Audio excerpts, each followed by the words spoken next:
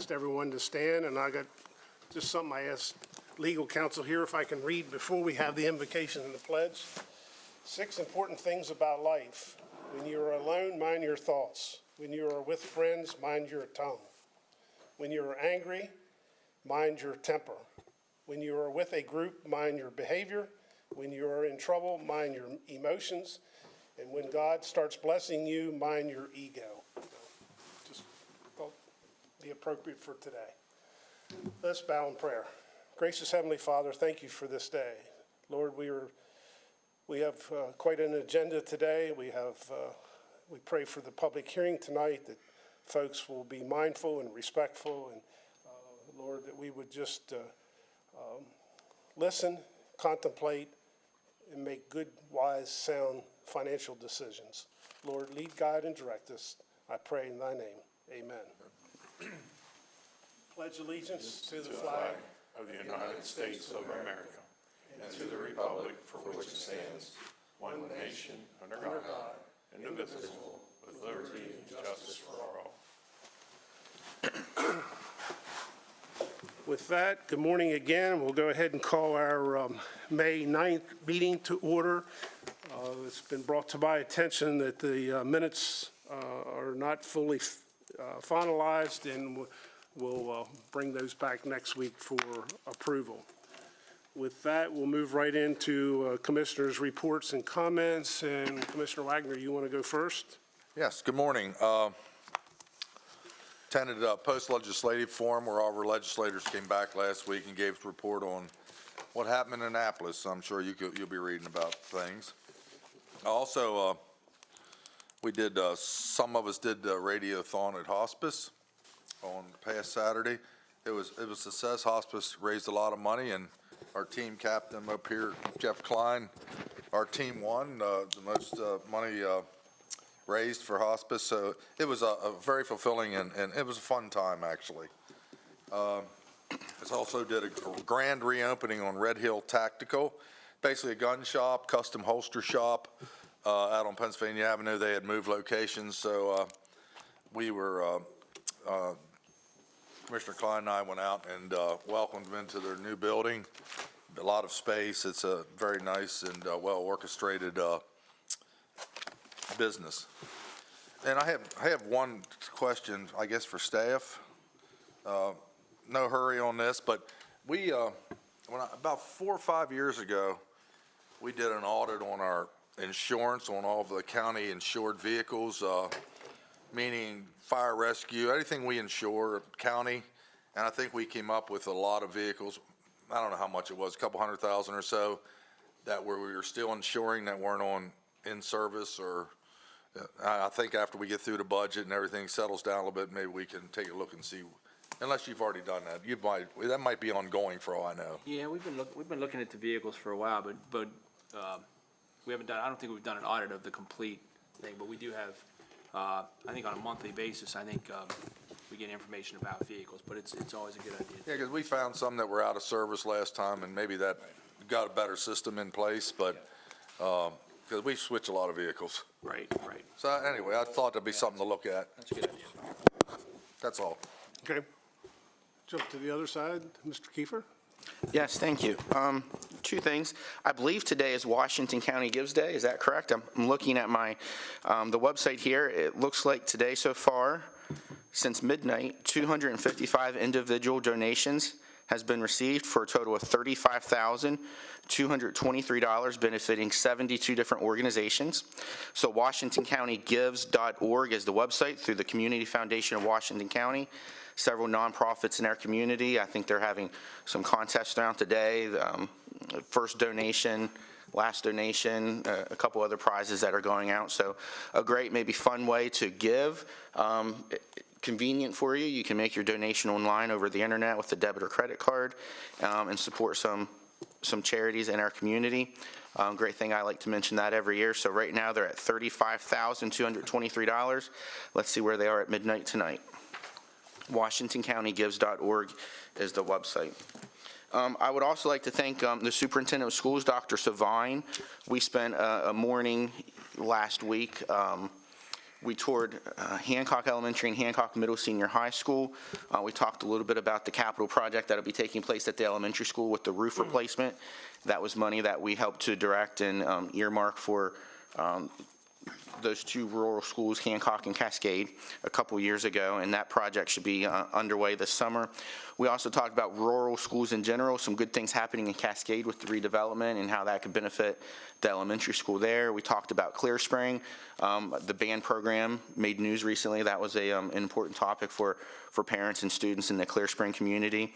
So we had a good day talking. I just appreciate Dr. Savine's hospitality. We interacted with kids from pre-K through 12th grade, and that was interesting to see every project that they're working on. So thanks to Dr. Savine and the great work he's doing at the Board of Education. That's all. Thank you. Mr. Klein? Sure. Good morning, everyone. I also attended the post-legislative session. It was good to hear them speak of some of their successes in Annapolis. I attended the meeting with the city and the county at the water facility out there off of Bottom Road. I think we all had a good time working around each other and talking about our common goals. I attended the swearing-in ceremony for the new mayor of Hancock, so congratulations to Mr. Mayor Roland Lanehart and to new councilman Josh McCusker and Councilman Richard Strong. Congratulations to you. I also attended the fishing derby at Boonesboro in honor at Richard Hawkins and the other gentleman at the lake that they have down there. It was a fundraiser for them, probably over 100 kids, and everybody was having fun. I also attended the Homewood Strawberry Festival, but it was highlighted with our Parks and Rec adult tap dancing team. They performed very well, and the seniors were having a great time being entertained. I also attended the Boonesboro Farmers Market, and Leslie Hart seems to have a series of them going on, so congratulations to those successful events. I also participated in the radiothon for Dewey's House / Hospice, and a brief mention that my lifelong friend and from Sunday school to adulthood, J.R. Malott, passed away late Sunday afternoon, and he was being cared for at Hospice Dewey's House. So they affect your lives in many ways. Sooner or later, we all have a hospice / Dewey's event in our life. And then I also attended the Red Hill Tactical grand opening. Thank you very much. Mr. Klein? Commissioner Harvey? Yeah, thank you, President Barr. And I'd like to take this opportunity to thank President Barr for the leadership in working to bring the school board together as much as we have over the last 5 months. And we've had numerous meetings with the school board to learn more about the things they're working with, and that has been good. And I know that all of us have had numerous meetings with Dr. Savine over at the school board, at the superintendent's offices with his staff, and we've been going over budget issues, challenges, and things like that, individually as also in small groups, up to or less with Dr. Savine and others. So, I think it's remarkable, the degree of cooperation and the deep understanding that has developed over these last 5 months. So I thank you for that leadership, John. Okay. I'd like to note, as a retired military officer, that this month is Military Appreciation Month, and I think we'll have a ceremony on the 23rd here to recognize that. But at the end of the month, we'll also have Memorial Day, where we'll honor those in the armed forces and the memory there. And it's not too early to start planning to show up for the many parades that are that weekend, whether you're going to Sharpsburg or Boonesboro or someplace else. There have been a couple of farmers markets that have opened up here. It's that time of year, Smithsburg, Boonesboro, and I commend those communities and others that are building those farmers markets and making them a vibrant part of their spring and summer and early fall community. So the last thing I'd like to remind people of is I've asked staff to give me some information, because I was concerned about what I was hearing about property tax pressures on seniors. And a lot of people may not know this, but if you're 65 years or older and your income is $60,000 or less, you can get a substantial tax credit. And, if your home is less than $300,000 in assessed value, by our calculations, you may not be paying anything if you file the correct forms. And one of the forms you have to think about filing would be the property tax credit application form. It's HTC-60. And I think that's something that numerous people that are eligible are not taking advantage of. May I interrupt? Yes. Where can those forms be obtained, just for the record? At the treasurer's office. So they could call if they don't have, Or available online, but if they don't have online, they could call the treasurer's office for that form. yes. Okay, that's my point. Thank you. Thank you. I'm glad you pointed that out. And I just hope, those that are eligible, I'm all for people taking advantage of the things that they're eligible for, okay? So, that's all. Thank you. One other thing. It's also National Nurses Week, I believe, along with Armed Forces Week. And we used to present a proclamation to them every year, but I don't think they've requested one this time. So we'll look into that if we can, okay? Thank you, John. Thank you. Good morning again. Yes, it's been a very busy 2 weeks. A number of things that have already been mentioned here this morning that we've participated in. Post-legislative event by the chamber was well attended, and we've got a briefing and an update from our local delegation in Annapolis, so that was very informative. Also participated in the 68th Annual Power of Work Awards at Horizon Goodwill. Forgot that. Yep, very nice event and well attended. And congratulations to those recipients of those awards. Those folks with many difficulties work very hard and are very deserving. Another thing that participated in was the Workers' Memorial Day event held on April the 28th.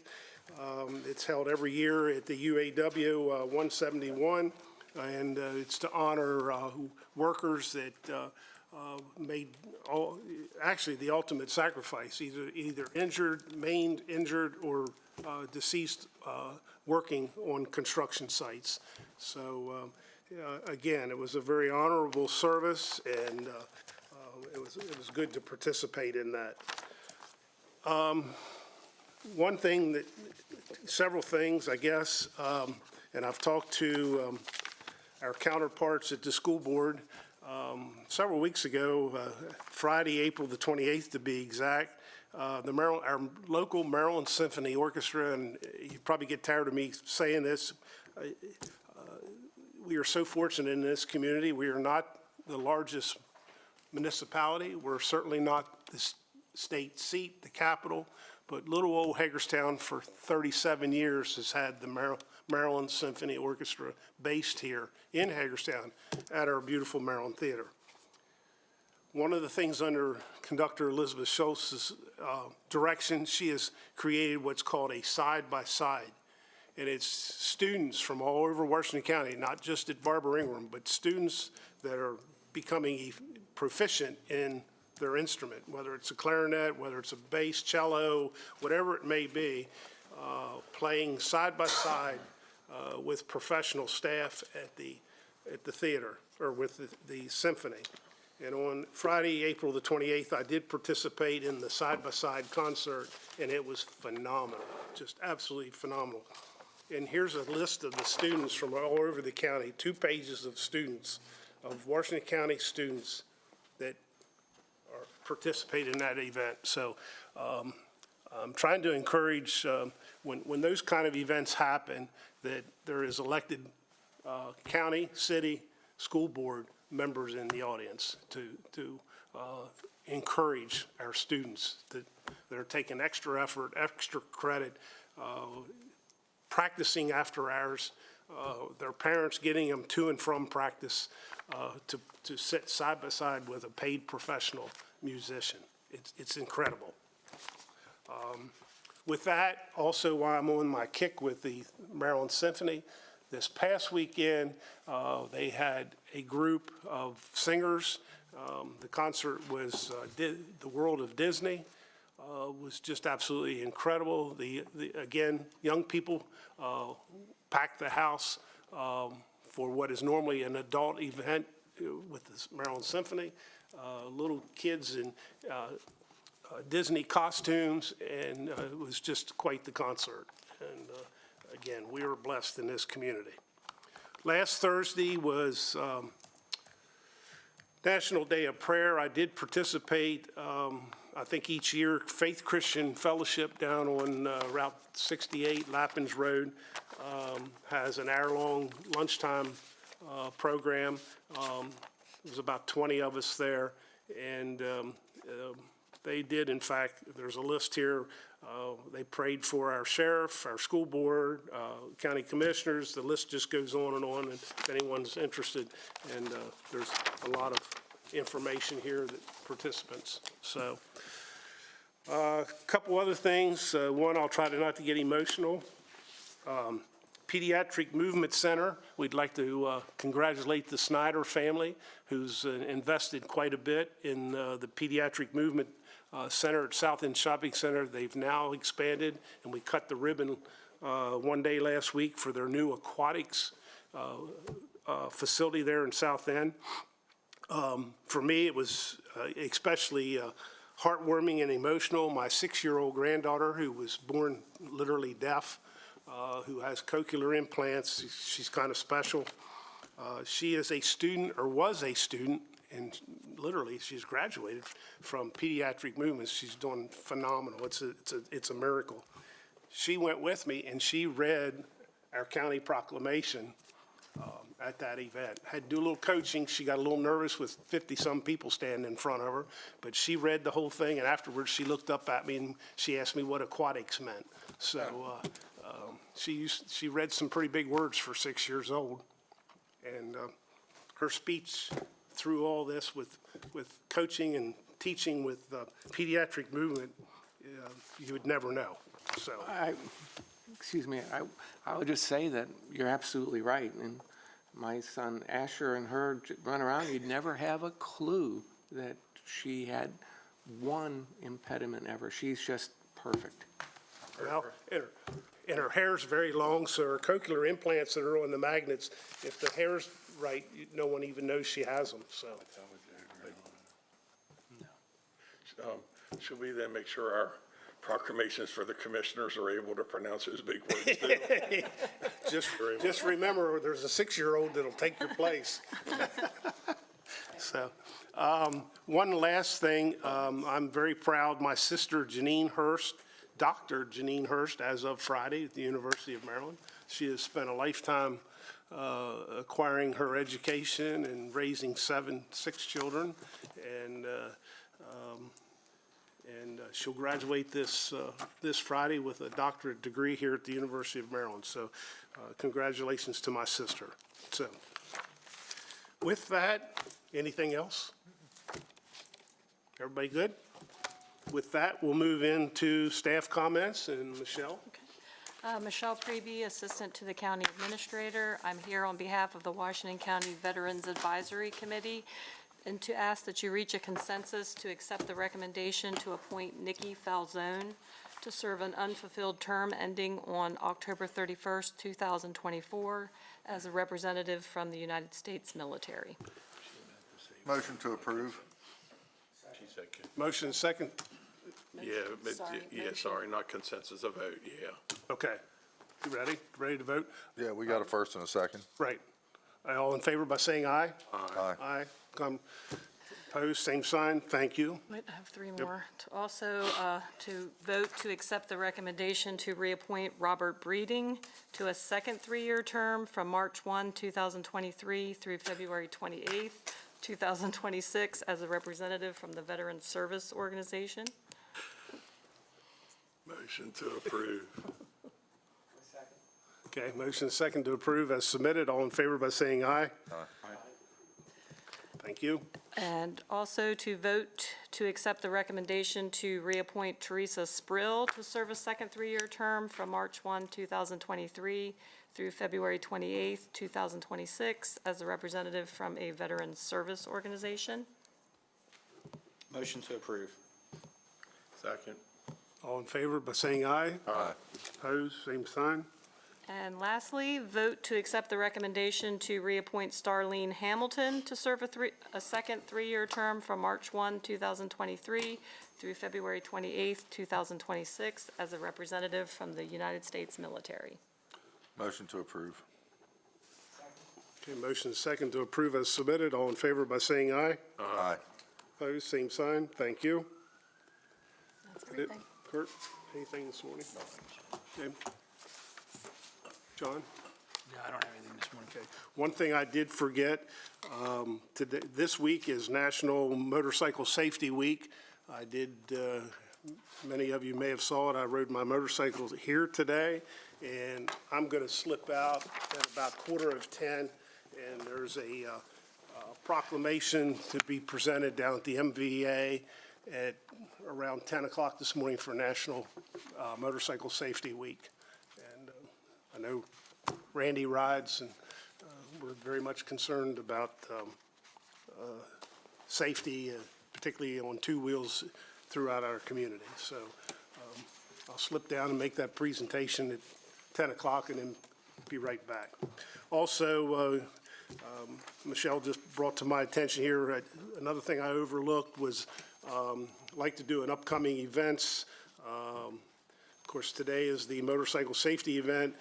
Tonight is the budget hearing at 6 p.m. at Kepler Theater.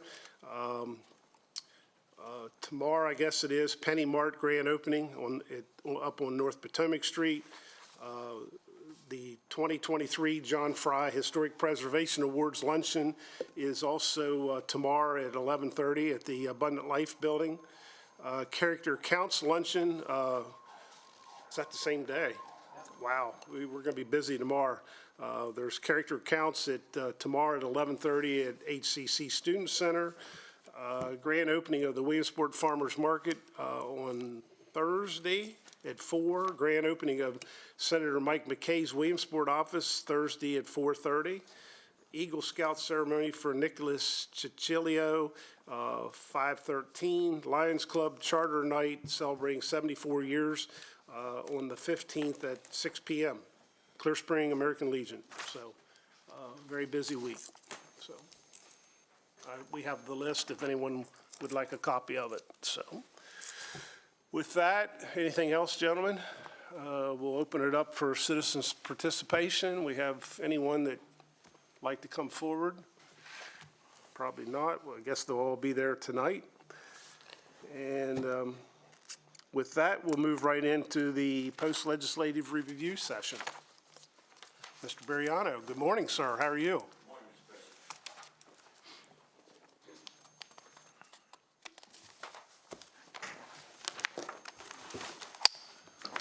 Good morning. For the record, my name is Bruce Bariano. I have the honor and privilege of being a lobbyist for Washington County Commissioners. Good morning, Mr. President, Commissioners. It's nice to be here. I want to thank you again for giving me the opportunity to represent the county and all of you this past legislative session. I know you have a lot on the agenda. I'll be brief, and I'll be happy to answer any questions that you may have, please.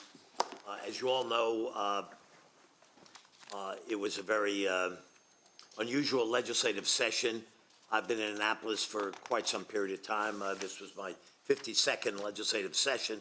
And I don't say that to brag or anything. I just to give you a perspective.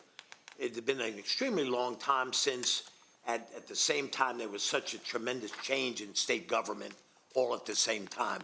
New governor, new lieutenant governor, new attorney general, new comptroller, a lot of new legislators. And throughout the legislative session, particularly in the House, there were a number of House members, some in leadership positions that left to go into the administration. So there was a lot of unsettledness during the legislative session, even though it was generally productive for the state.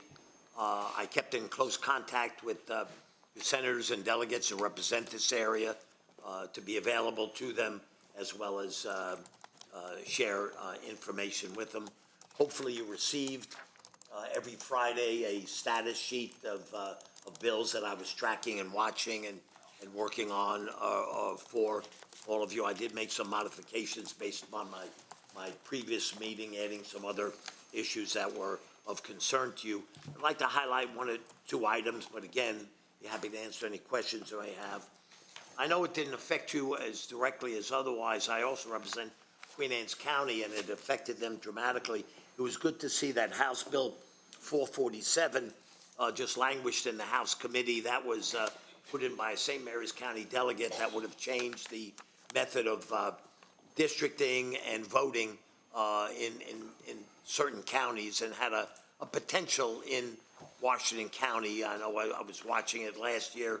It was defeated. This year it just languished in committee, and hopefully that issue is over and done with and will not be returning. As you know, legislation was passed for the Western Maryland Economic Future Investment Board, named after Senator Edwards. There were funds and alterations made in that regard. Your county sheriff received salary changes, and the sports entertainment facility, the financing and construction which is going on was modified to reflect what is going on. The Washington County Amusement and Admissions Tax Repeal did not succeed, once again. I know there's going to be a lot of work over the interim on that, and with your permission, I'm going to work closely with the legislators and try and help them in that regard. I know it's something of concern to the county here, and it's been an aim to get done for a while, and I will get more engaged in that in light of that. I've done that in Ocean City, Maryland, where I do some work for them as well, and I know it's important for all of you. Mr. Barriano, while you're on that subject, could I have a refresher where our board stood on that particular bill? Where I think we were wanting to let that kind of stay dormant, keep it on the books, but not impose it at the county level, allow municipalities to do what they want, but, also, as Commissioner Harvey said, if a Six Flags comes here. Do it. Yeah, I think, right, I believe that was what this board's decision was, to allow that to remain in place and then let this board decide whether they were But going to we did not make an ultimate decision And I about think the this. city wrote a letter to oppose it as well. So I just want to make sure before we go down that path that Mr. Barriano is supporting something that we support. Yeah. Well, let me say this. So thank you very much, Commissioner.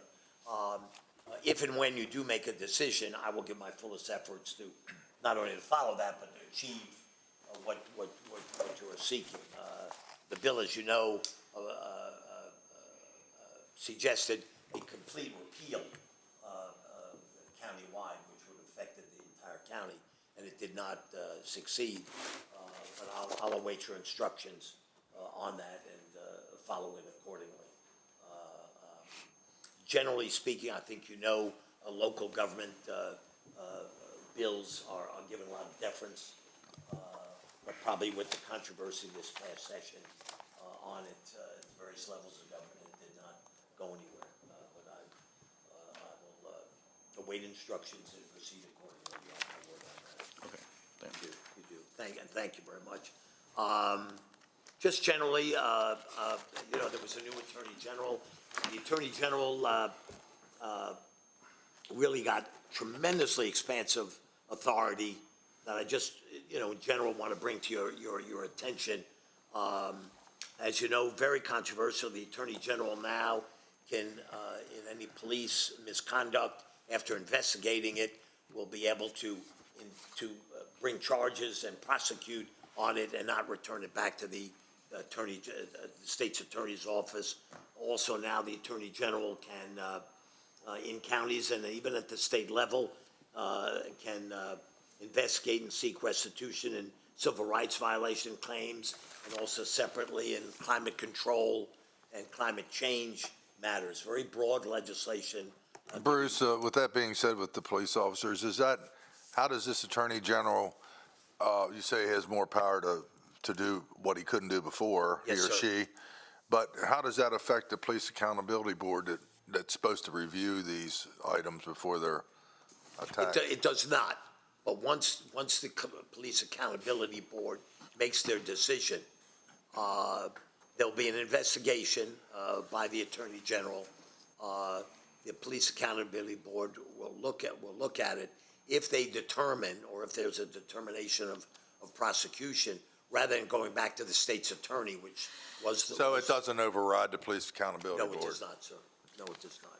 But I wanted to bring that to your attention because also in the climate control area and also in just general civil rights and everything, it's quite an expansion and intrusion into, I think, local government, legal authority of your county attorney, your state's attorney, et cetera. And I wanted to bring that to your attention. I know you got information on the booze program. I know it's am I correct? It is of real interest to Washington County, the booze program, in terms of making funds available to students.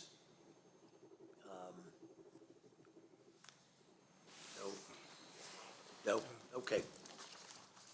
I think maybe Bruce, if you could explain what that program is. Yes, I'm sorry. It's a program started by Governor Hogan in the beginning of his administration, and it was an expenditure of $10 million a year for textbook safety and scholarships for students that really are disadvantaged economically or want a private special education for either religious purposes or because their school is really not of the standards that they need. And it's been a very successful program. I know Catholic Charities and the Catholic Church has been very strong involved in that. Respectfully, the Jewish community, the Orthodox Jewish community has been very big on it as well, because it provides not only for the education of a student, but also a religious secular education as well. Governor Moore came in and cut the funding on that by $2 million. It's very strong in the legislature. They restored it, and they also deleted the language that would have phased out the program. And I don't have statistics in front of me. I'm sorry, I can get them for you, but I'm sure it's of benefit and effect to some students and secular communities here in Washington County. So your question to us is that we want to continue to support that? Is that what? That's correct, yeah. And I'll be happy, Commissioner, to provide you with any further information in terms of impact to Washington County in particular in that regard. But I wanted you to be aware of it. It was a controversial issue. I know the President of the Maryland Senate is very, very strong on it in that regard. I'll be happy to answer any questions that you may have. I have one left, Bruce. Sure. The governor signed in close to 200 bills yesterday, correct? He signed That's correct. close. Was the gun legislations part of that? No, it was not. What are we hearing on that? Is governor expected to sign those? Yes, that's what I'm hearing. That is what I'm hearing. There are two more bill signings, one off-site and then one remaining one. And that is what I'm hearing. And I believe, if I'm correct, Commissioner, that towards the end or at some part of the session, he made a public statement that, if passed by the legislature, he would. So he's probably going to make a big hoopla about it. He probably will. Yeah. He's, and I'm not saying this in a disrespectful or a negative way, but his bill signings have been very staged, which is understandable. He's had some of them off-site because he wants to emphasize things, and he's also categorized them. Like the one yesterday was primarily on bills dealing with economic development and the economy and wages and things of that nature. He had one bill signing that dealt with primarily climate matters and what have you. It well could be this last one that he's going to have is public safety and things of that nature. Okay. So, Bruce, Yes, sir. was there a bill that, there was a bill, I think, under consideration to give the Utilities Board more authority to override city, county Yes. easements and rules? Did that pass? Unfortunately, it did.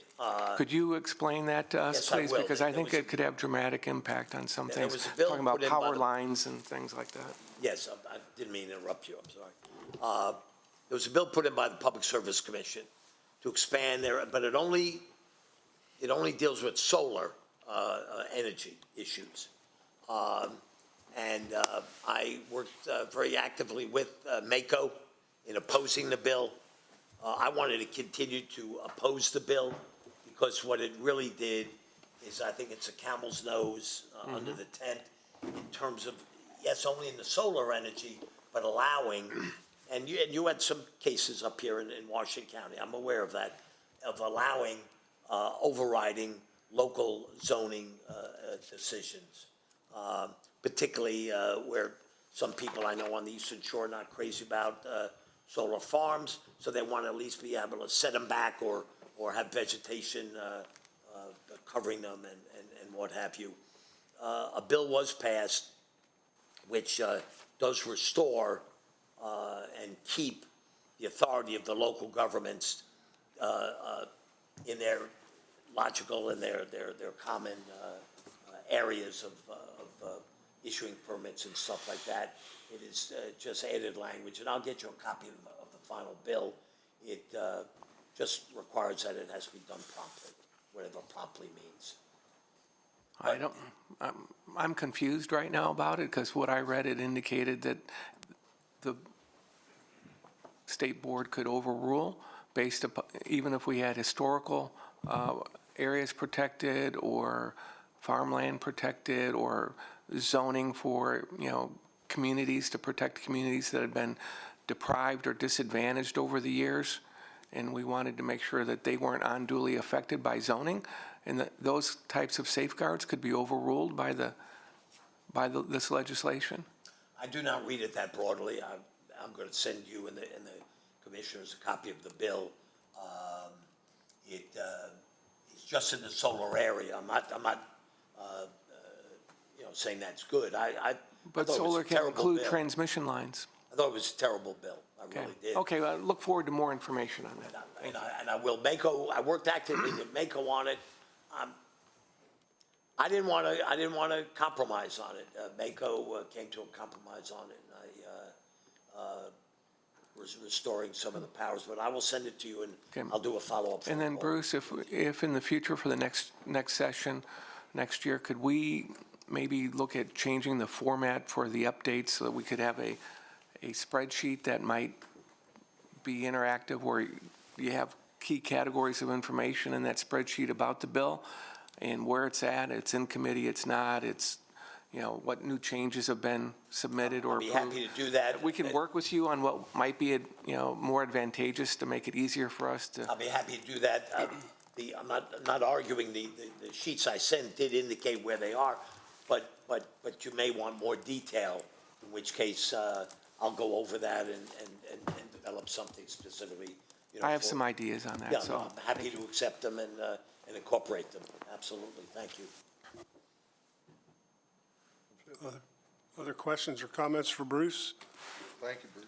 Thank you very much. I've been doing this for a couple of years. I'm not just being polite. I feel very proud to represent Washington County. It's a great county. And I used to represent ABATE, so I'm very familiar, Mr. President, with motorcycle riding. And make sure you're wearing a helmet, please, all right? Bruce, what do you expect to be hot topics in the next session? Very good question.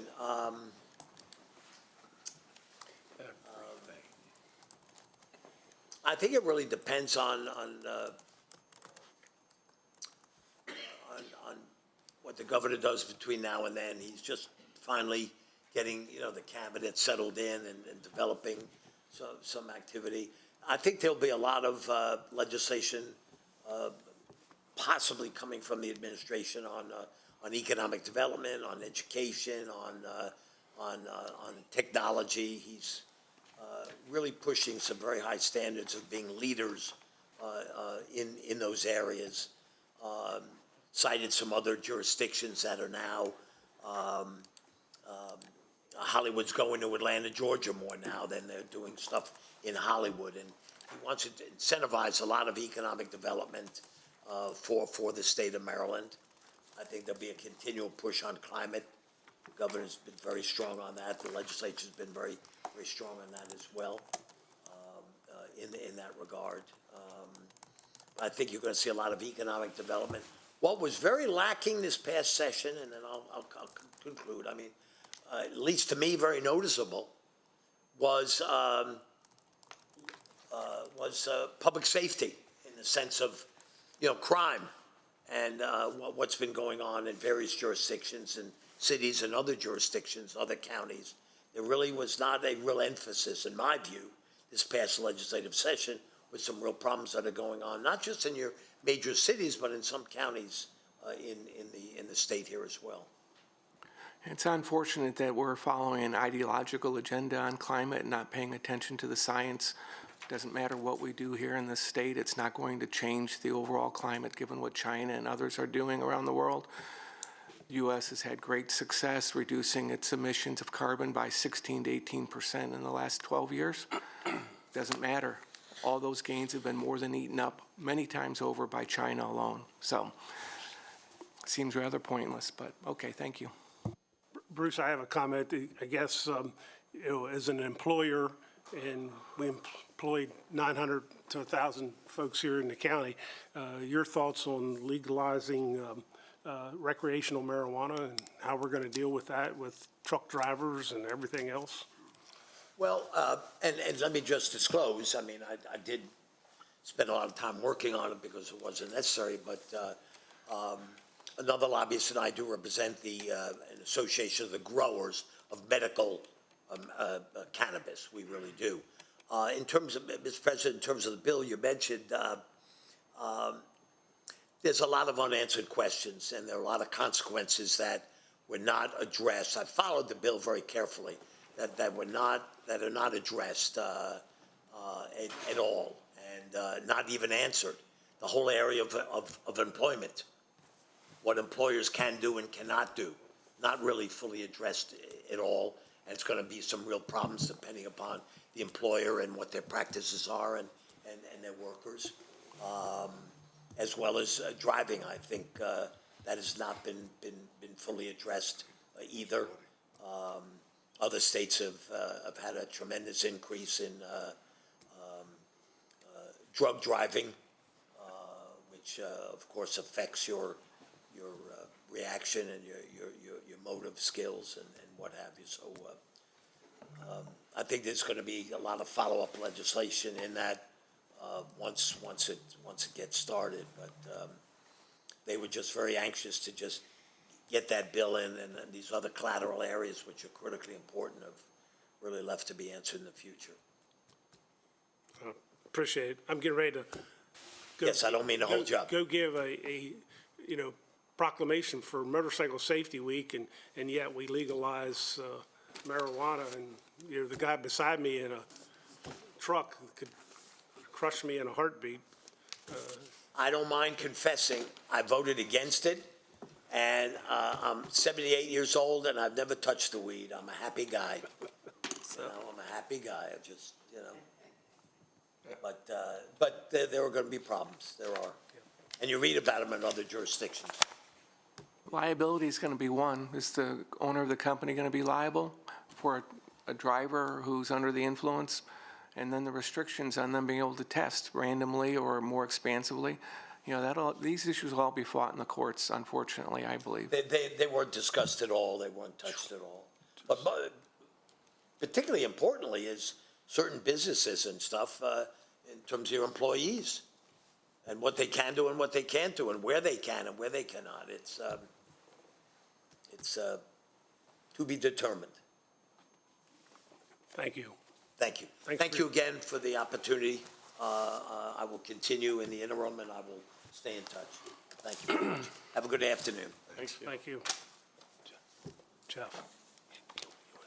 John, will you be leaving now? Yeah. Okay, I'll take over the agenda then. Okay, yeah, appreciate it. Thank you. I'll be back as soon as I can. Next on the agenda is the proposed retirement plan. Gentlemen, please come forward, and introduce yourselves.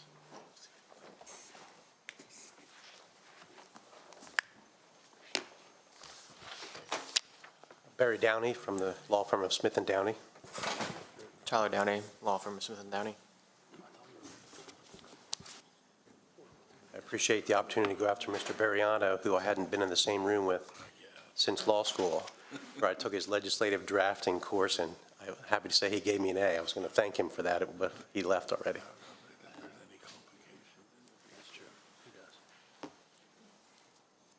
Should we proceed? Yes, sir. I'm sorry. No, that's okay. So we've prepared and presented to the commissioners. There, you came There's- back. Oh, thank you for the A. Thank you. We prepared and are presenting to the commissioners the updated pension plan document where we've made a few changes. Most of them are to bring it into compliance with either updates in the law, a federal law that applies to the plan, or to other changes like some of the negotiations that have taken place for the unions that are participating in the pension plan. And so I'll go through that list. If there are questions, please just interrupt me and we'll address the questions. The first set of changes would be just to update the general effective date to July 1, 2022, which is the first day of a plan year, the current plan year that ends June 30, 2023. And along with that, updating the dollar amounts that are limitations on compensation, on contributions, on distributions that are imposed by the Internal Revenue Code. We've updated those dollar amounts to bring them up to the current year also. We've also amended section 11.2, which defines the retirement committee, the members of the retirement committee. There was an addition to that list brought about by the negotiations with the unions to increase the number of members on that committee, adding a member of the new firefighter union, the IAFF, which was approved October 2022, adding 2 additional members from the sheriff's office, and then adding the county's retirement coordinator to that committee. And that has general oversight role over the pension plan to the extent that responsibilities are not delegated to others by this council, by these commissioners, that committee operates and administers the plan. We also amended section 1.43 to add to the definition of uniformed covered employee the IAFF members. That was also done by negotiations with the union according to their collective bargaining agreement. We added a clarification to section 1.29, which is the definition of normal retirement age, and to section 8.1, which is the deferred pension benefit provision, where we've clarified that someone has to have 5 years at least in order to vest and be able to receive a retirement benefit.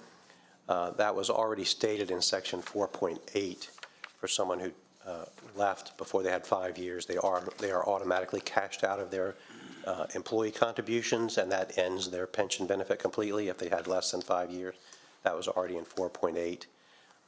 And so we added that to make sure that was clear. For the definition of normal retirement age, you have to have at least 5 years of service again. And you're not adding additional 5? No. Okay, No. just for clarity, okay. Correct. We amended section 3.1 regarding leave of absence. So when somebody's on leave of absence, their ability to repay the employee contributions either while they're on leave or when they come back. It had been operated, the plan had been operated to allow someone to repay from workers' compensation that they were receiving or other sources, but we wanted to make that clear that that was expressly permitted under the terms of the plan. So we added that clarification in section 3.1 to allow payment of those contributions from workers' compensation if they chose to do so.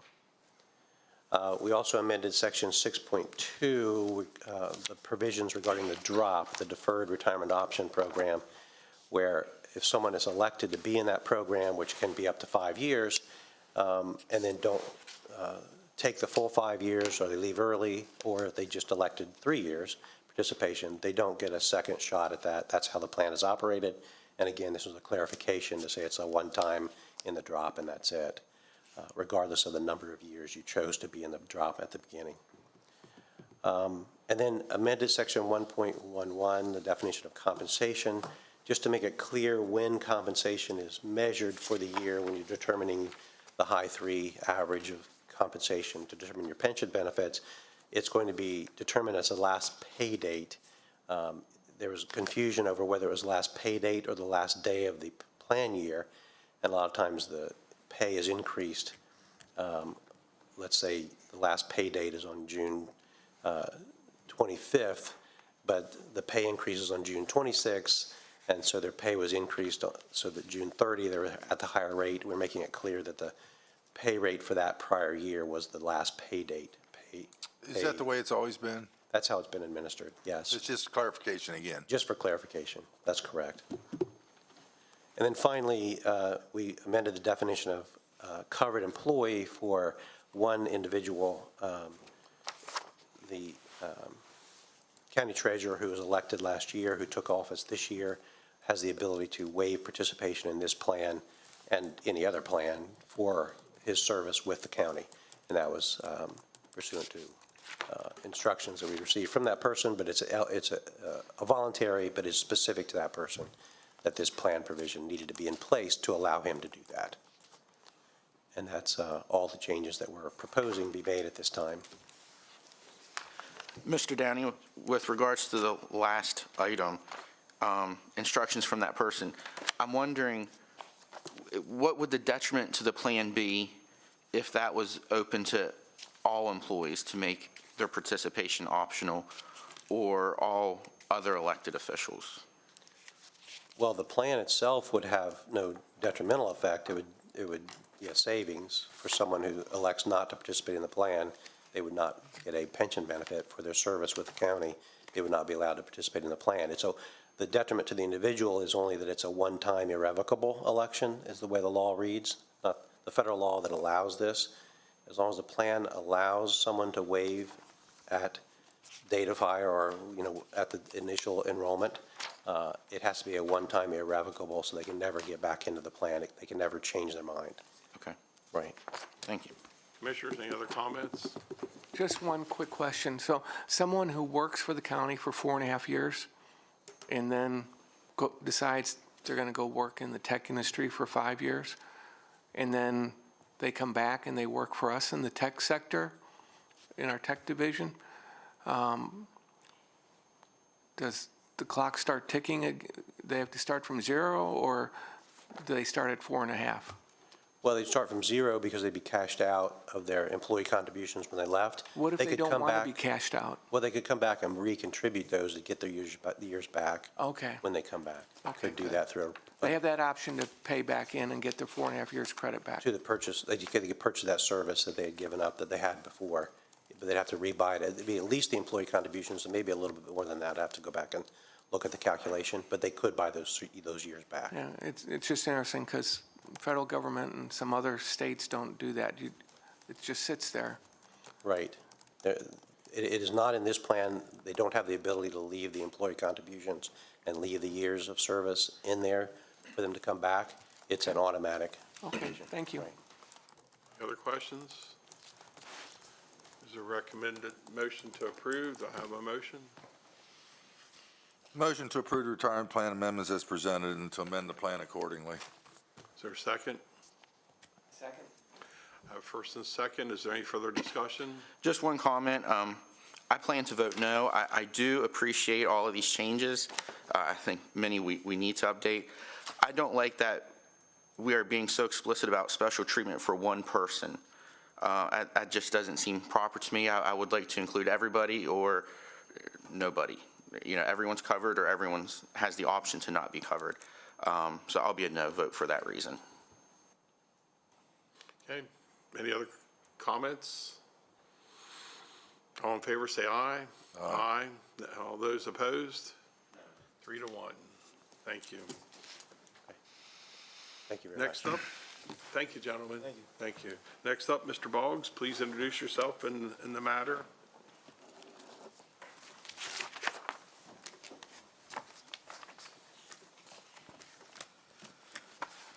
Chris Boggs, Rural Preservation Administrator. Good morning, Commissioners. Good morning. This is the Courie Doon Farm LLC Rural Legacy Project. The property is located on the south side of Locust Grove Road, just east of Roarsville Road. They're in Roarsville, and it's a 4.03 acre parcel that is, for all intents and purposes, essentially surrounded by a larger rural legacy easement.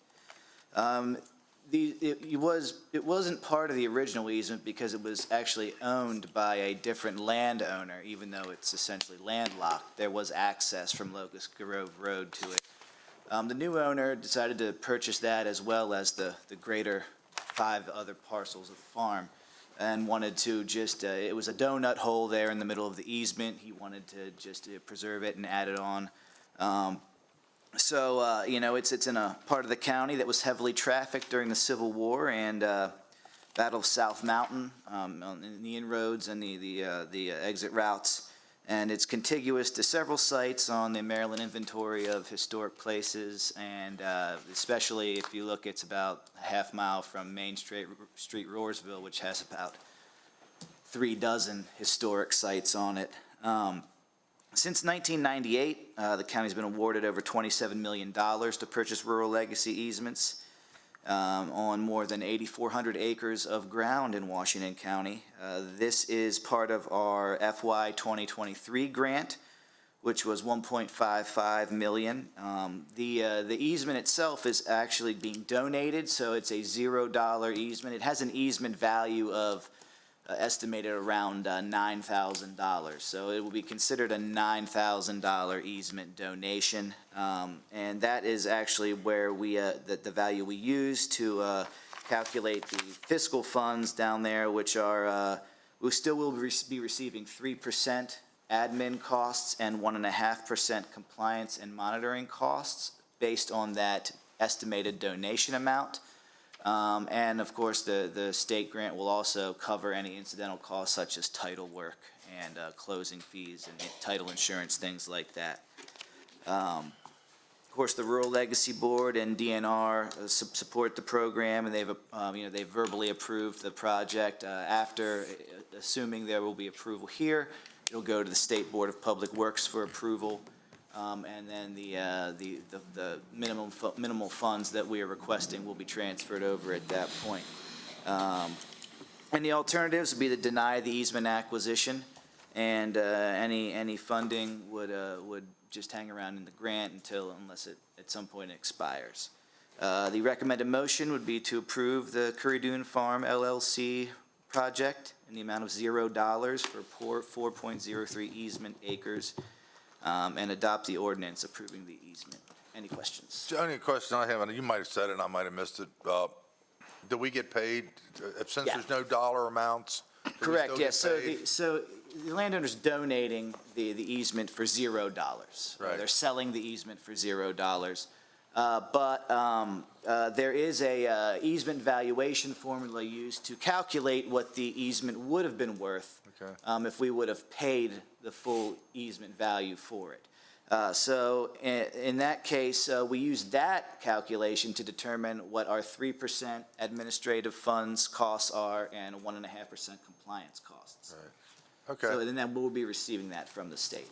So I'd move to approve the Courie Doon Farm LLC RLP easement project, the amount of $0 for 4.03 easement acres. Is there a second? Second. Okay, first and second. Any other discussion? All in favor, say aye. Aye. 4-0. Thank you very much, Mr. Thank you Boggs. very much. Next up, then dispense, Jonathan Horowitz. Please introduce yourself in the matter.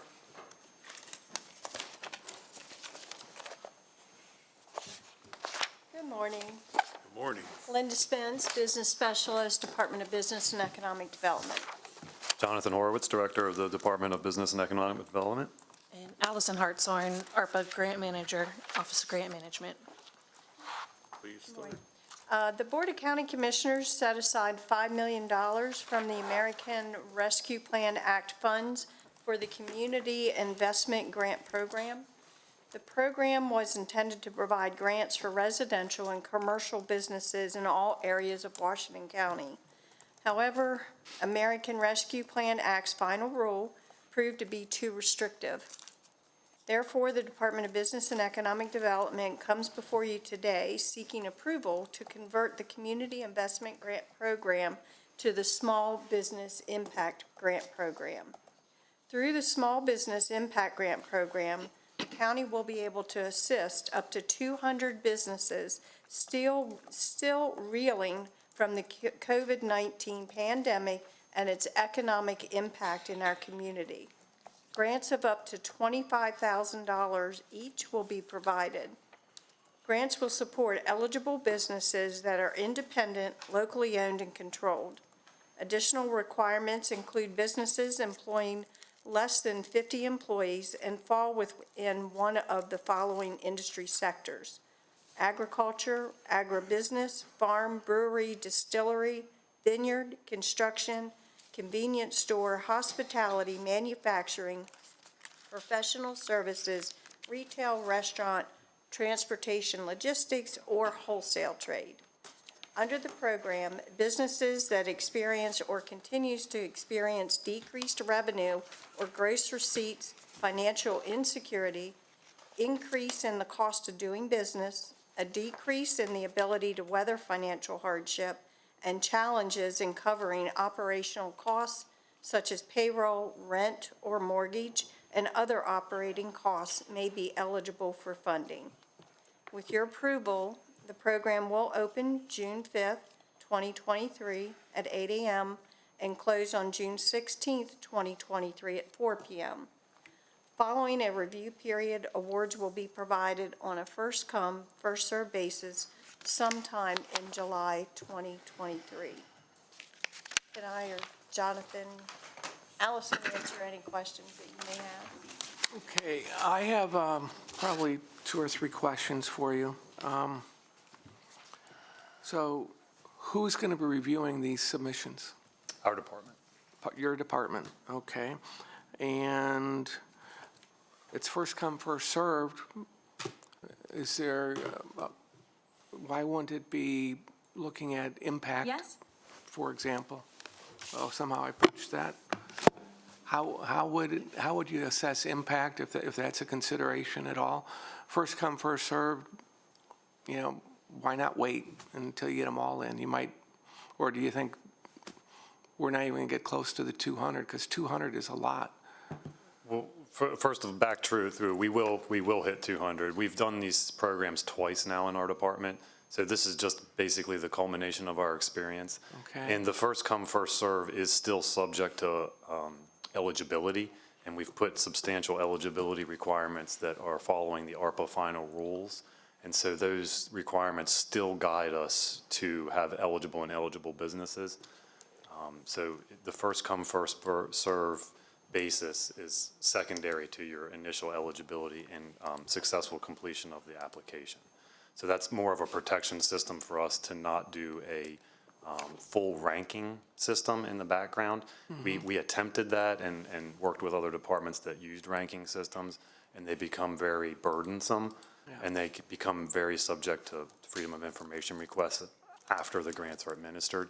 So this was our attempt to remain equitable and transparent as a government agency. So Jonathan, you've got a challenge of getting enough detail to substantiate that they actually had a loss according to some of these criteria? Correct. We require also substantial. Making it easy enough for, you know, a small business to go through the process of submitting what might be a complicated form. Yeah, we tried to keep the burden low on both ends of the processing, yes. Okay. If you had 25,000, your goal was maximum 25,000 each, which is 200 businesses. Do you sometimes evaluate in 15,000 instead of 25? Absolutely. And that increases your number of businesses. Again, you could go to 300 businesses. Absolutely, and we evaluate those details, and we also use our Small Business Development Center rep for that. What characterizations, what do you use to evaluate who gets 15 and who gets 25? It's based on need. the application that we have drafted, it's not finished and it can change, absolutely, but there is a written narrative that they have to provide, as well as their financial documentation, so that we can look and see what their need is. If they don't need 25,000 and they can't show proof of that, then we will go with a lower amount. And financial document examples that we accept are tax returns, profit and loss statements, balance sheets. It depends on the level of complication that that business exists in. If they have those types of documents, we'll ask them, but for these smaller type businesses, we're careful not to ask for things that they may have to go to an accountant and pay for. We don't want to burden the business with that. So a business that might be a family-owned business like a creamery, we got a number of those ice cream type shops and stuff. They might only actually show an impact of $5,000, maybe, I don't know. So it would be a $5,000 grant, or can they get more? It depends on their written narrative. We use their written narrative as the basis to evaluate their application, but then we look for those supporting documents. And we're looking backwards at loss, but there's still going to be legacy effects going forward. So are you considering Absolutely. We're considering it in a 360 fashion. We consider going forward and back. Backwards and forward. Correct. So And that written narrative, Commissioner Harvey can really get That's into good. the I like details that. of that.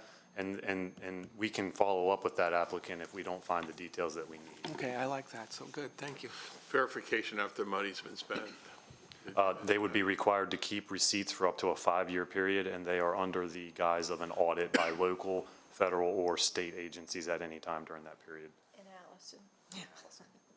Okay, any other questions? I have a couple questions. Curious about, and I've mentioned this before, and when we first started handing out grants through COVID-related funding, we were under pressure to get the money out as soon as we could.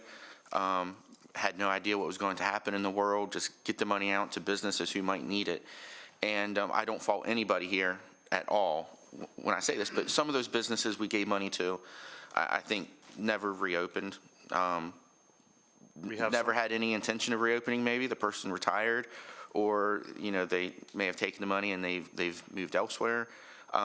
Is there any kind of a promise to repay, or if a business closes within a certain period of time, or I guess maybe that would be trying to squeeze blood from a turnip, but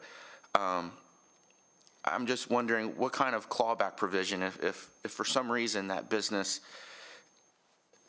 doesn't remain open, the money doesn't go towards helping that business. I understand you're collecting the receipts, but what happens? So that did happen previously, and so we've learned through those first couple rounds that we administered that was a possibility for this program, so we tightened that parameter.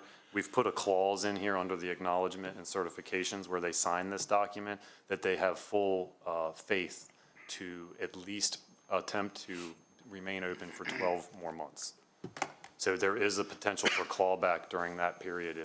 If they were to go for a month after this money and we felt that they took advantage, serendipitously of this program, we could request clawback, and there are parameters in this application that detail that. Okay, and let me just say again, we were pushed to get that money out back in early 2020, get it out, help these businesses. I want to be clear about that. I've seen a couple times through these applications that REITs are excluded, and I'm just curious why that is. I look at our largest property taxpayer is organized as a REIT. I don't think they would qualify necessarily because of their size, but why would a REIT be excluded?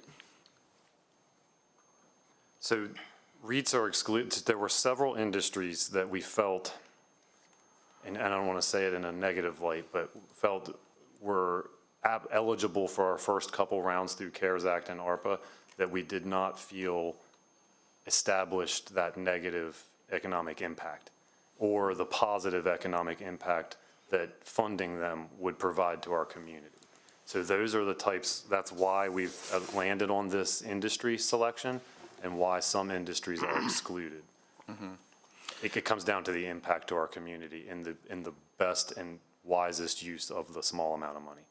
Okay. And then the allotment of money, $5 million, right, is what we have remaining.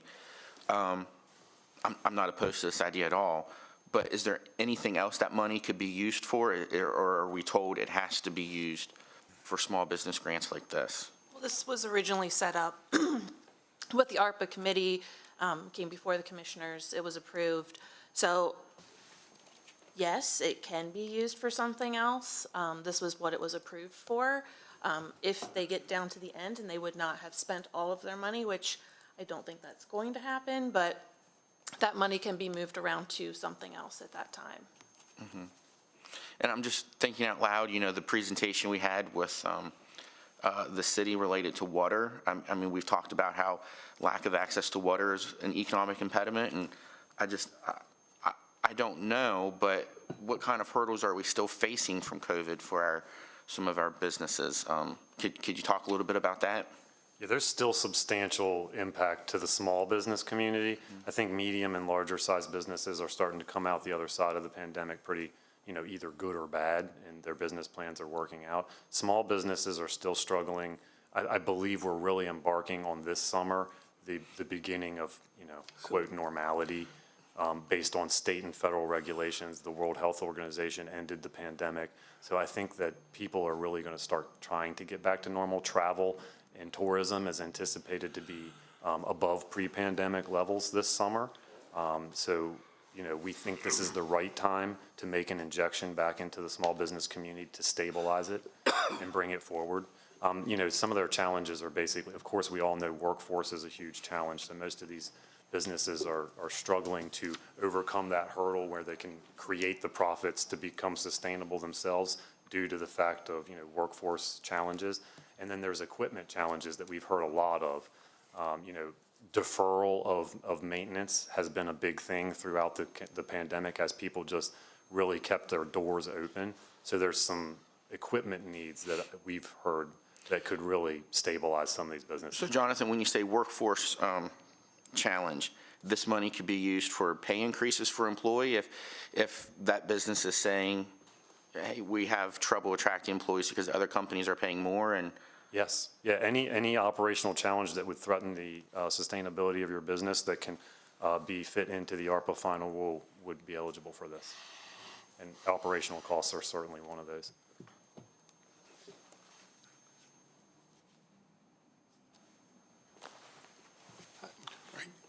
You done, Wayne? I am. Okay. Mr. Harvey? Just a couple quick follow-ups. Wayne touched on an issue about clawback. Yeah, I'd like to be very careful about that because it's hard to discern intent. And if a company 6 months into it had the bottom fall out or was really struggling and they just couldn't make it, but they didn't make that 12-month time frame that you're looking at, we just have to be very careful about that because, people could be absolutely sincere and they, against their own best judgment, they tried to hang on and they're just clawing at the wall trying to stay in there and they weren't able to do it. And So- we left those parameters very subjective, Okay. Commissioner Harvey, for that very reason. It would come down to a personal determination in our office and working with that client and knowing their story and their history. And honestly, clawback is not something we want to do. And That then- is a final option. Jonathan, I also heard you more than once, multiple times, I wrote them down here, you felt or you feel about, we feel this about this industry or we, feel as though we could get the good.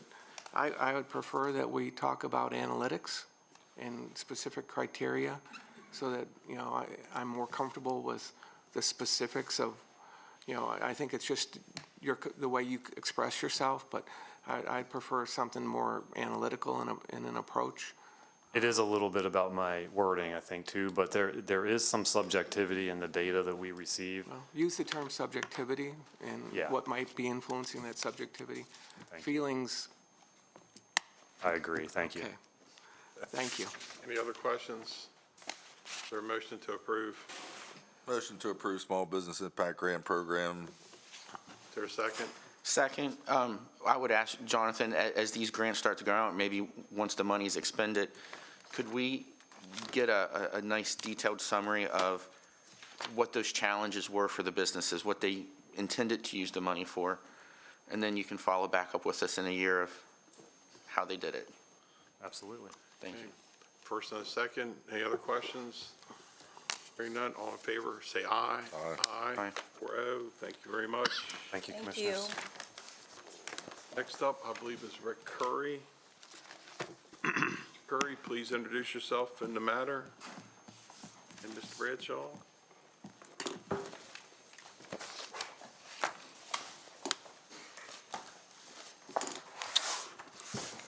Rick Courie, Director of Purchasing. Mark Bradshaw, Director of Environmental Management. Before you, bid award PUR 1602, grinder pumps for Department of Water Quality. Move to award the procurement for 90 Liberty grinder pumps from BT Plumbing Supplies Incorporated of Finks, Maryland. For a total cost, there's a typo on the ARF. That total should be $94,067.85. The invitation was advertised on the various websites listed on the ARF. It talks about the number of individuals who download the document. The reason for the pumps is so that the inventory, so when contractors make application for building new homes, they'll have the pumps in stock. Funds are available in the CIP account. And there's a bid tab sheet showing the prices that were submitted from the various vendors. Any questions?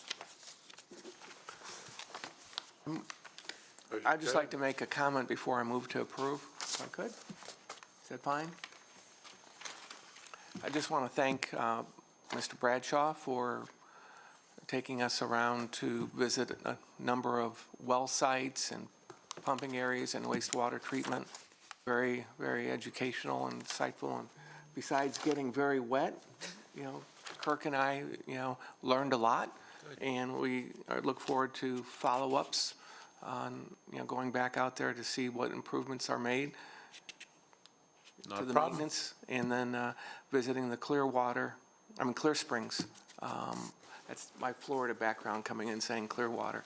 The Clear Springs Treatment Facility and water operations. So I move to approve. Second. First and a second. Any other comments? Hearing none, all in favor, say aye. Aye. Aye. Thank you very much. Next up, sole source procurement. Mr. Courie, Mr. Chisholm, please Again, introduce yourselves and the Rick matter. Courie, Director of Purchasing. David Chisholm, Deputy Director, Emergency Services. Before you is sole source procurement PUR 1617, Lifepak 15 monitor defibrillator devices. Move to authorize a sole source procurement for 2 Lifepak 15 monitor defibrillator devices in a total amount of $71,592.50 from Stryker Sales Corporation of Chicago, Illinois, and to utilize the State of Maryland's contract 001B260009. The department received a request from the DES for the Lifepaks and wish to use sections 1-106.2A, 1 and 2 of the Code of Public Laws. The procurement request for the sole states procurement is authorized when only one source meets the county's requirement and compatibility of equipment. This request requires approval of 4 of the 5 commissioners in order to proceed with the sole source procurement. If approved, the following remaining steps of the process will occur as outlined by the law. Not more than 10 days after the execution and approval of the contract, the procurement agency shall publish a notice of award in the newspaper of general circulation in the county, and a record will be kept in the department. And also, there's a narrative as to why it's imperative to purchase the L15 monitors, and there's a price quote attached for your review. Any questions? Questions? Motion to approve. Is there a second? Second. At first and second, any further discussion? Hearing none, all in favor say aye. Aye. 4-0, thank you very much. Thank you. Next up, Randy Noggle, please introduce yourself. Danny, introduce yourself in the matter. Good morning, Commissioners. Brandy Noggle, buyer in the Purchasing Department. Danny Hickson, Deputy Director of Public Works. The first recommendation I have for you this morning is the contract renewal 1544 trash removal services. Move to renew the contract for trash removal services for county's facilities with Republic Services out of Hagerstown, Maryland, per the rates included in their letter dated April 13, 2023. Republic Services is requesting a 5.4% increase above their current rates. This increase is based upon the Consumer Pricing Index for water, sewer, and trash. On May 17, 2022, the board originally awarded the contract for trash removal services to Republic Services in the total amount of $67,698.60. The term of the contract was for a period of 1 year, commencing July 1st, 2022, with the option for the county to renew up to 4 consecutive one-year periods. This is the first of 4. Funding is available in various departments' budgets for this increase. Commissioners, comments? Motion to approve. First and second, any further discussion? Hearing none. All in favor, say aye. Aye. Thank you very much. Next, Brandy, welcome back. Introduce yourself in the matter. Mr. Moser, welcome. Brandy Nagelmeyer in the Purchasing Department. Todd Moser, Real Property Administrator, Division of Engineering. The next recommendation I have for you this morning is the contract award PUR 1604, Real Property Services. Move to award a primary requirements contract to Diversified Property Services out of Timonium, Maryland, based on its responsible proposal dated April 3rd, 2023, with the lowest sum total of $138,205.60, and as permitted in the RFP, to award a secondary contract to JMT out of Hunt Valley, Maryland, for the responsible proposal dated April 4th, 2023, with the next lowest total sum of $166,000. This contract guarantees no minimum or maximum. As a result of the Division of Engineering and Constructions Management's ongoing workload, it is anticipated that they shall require related support for outside consulting for these services. The notice to the request for proposal was advertised in the local newspaper, the county's website, and the eMaryland Marketplace website. 33 companies downloaded the RFP. 1 company was present at the pre-proposal. Proposals were received from 3 firms. The Q&A submittals for the 3 firms were evaluated, and all were considered responsive. Therefore, the price proposals were opened for each and evaluated.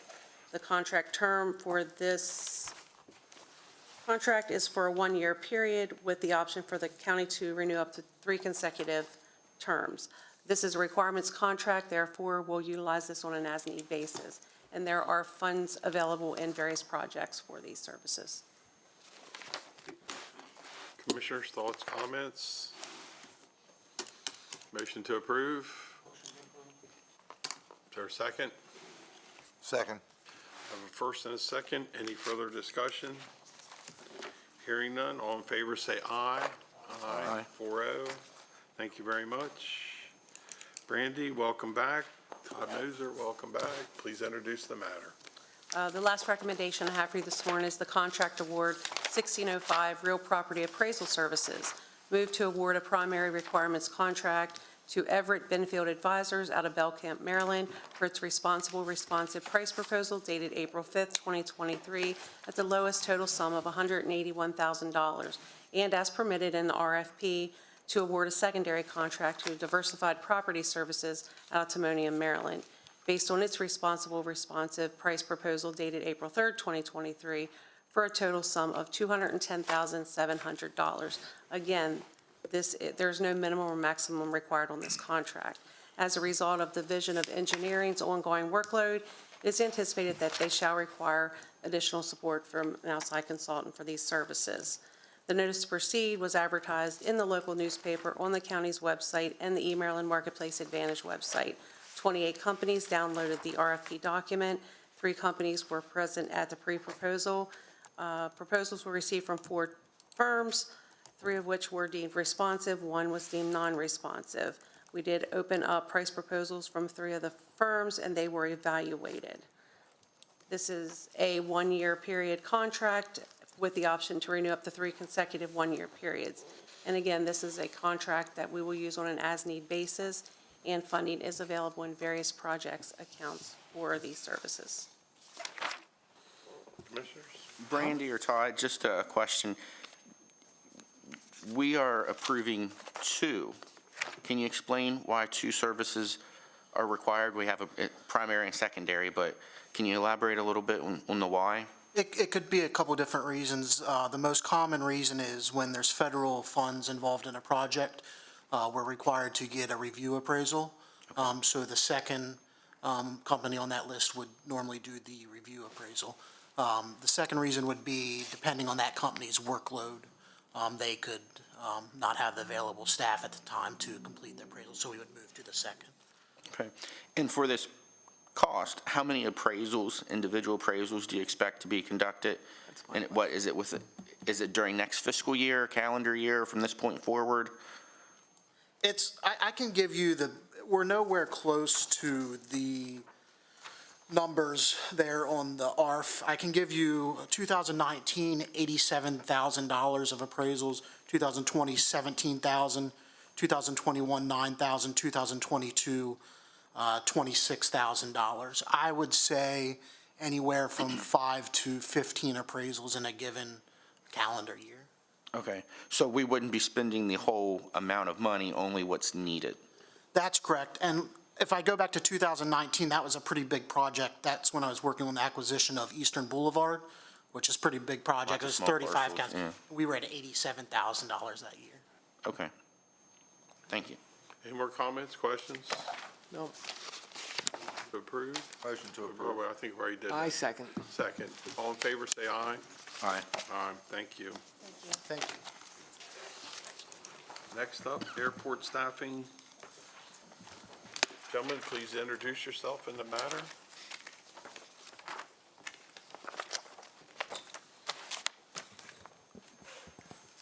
Neil Doran, Airport Director. Andrew Eshelman, Director of Public Works. We're here before you to seek a recommended motion to approve 2 airport staffing changes that include the creation of an aircraft rescue firefighter called ARF, a manager for that position, and revisions to the facility manager / firefighter position to include expanded duties and specialized requirements.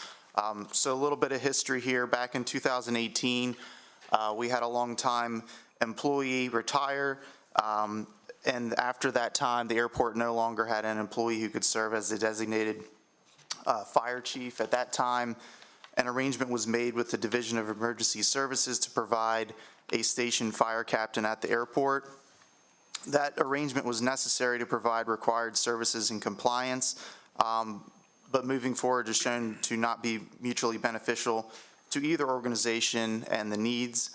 That DES staffing arrangement ended in October of 2022, and an existing airport employee has been filling in for that role on a temporary basis. So this recommendation would allow the airport to fulfill that need.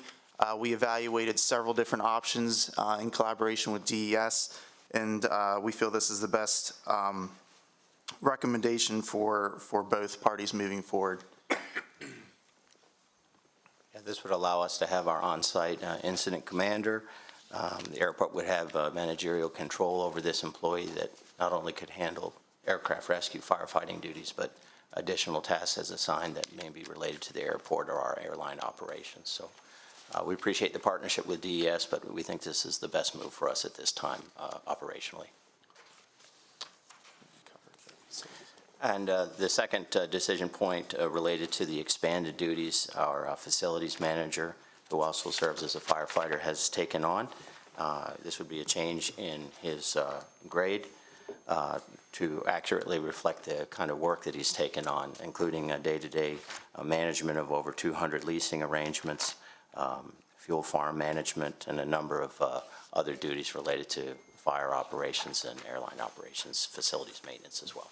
So yes, to summarize his role with the airport taking on this responsibility of the ARF coordination and more of the coverage, we only have 10 full-time employees, and so as much as trying to make sure we have staff to cover really what amounts to a 7-day-a-week operation and having individuals with the qualifications to do that. So if there are any questions, we'd be happy to answer those. I personally think the airport does a good job for what you have to work with in personnel, and some other things, so I'd motion to approve. Second. I have a first and a second. Any further just- discussion? I'd like to just make one comment, and it's not really directed at you, but I'd like to have DES tell us how they plan on using that man year. You know, I know you weren't getting full use of them, and they withdrew some support, but, you know, they had that in their books, and I'd like to understand how, from them later on, how they are actually using the personnel in their headquarters element. Okay, yes, I understand that they are being used in several stations, and we'll get a detailed I'd like response to there. get something from them on that. Okay, any other questions? If not, I have a first and a second. All in favor, say aye. Aye. Aye. Thank you, gentlemen. Thank you. Thank you. Next up, Cody Miller and Rachel Souders, please come forward, introduce yourselves in the matter. Thank you.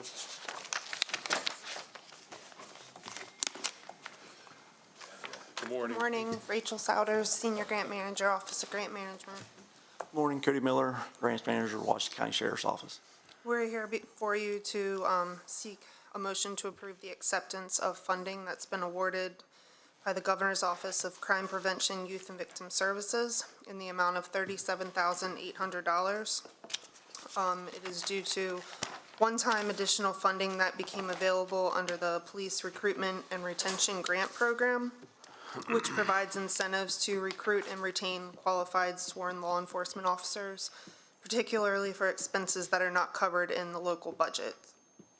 The Washington County Sheriff's Office intends to utilize $33,300 of the award to give deputies a retention incentive in the amount of $300 each, and the other $4,500 to wrap a police cruiser with an advertisement to boost recruitment efforts. And the cruiser will be used for patrol and to attend recruitment events. Motion to approve. Second. So I have first and second. Any further discussion? Hearing none, all in favor, say aye. Aye. Thank you very much. Thank you. Thank you. Need a motion to go into closed session? A motion to go into closed session. Is there a second? Second. All in favor, say aye. Aye. Aye, 4-0. Thank you very much. Closed session we are.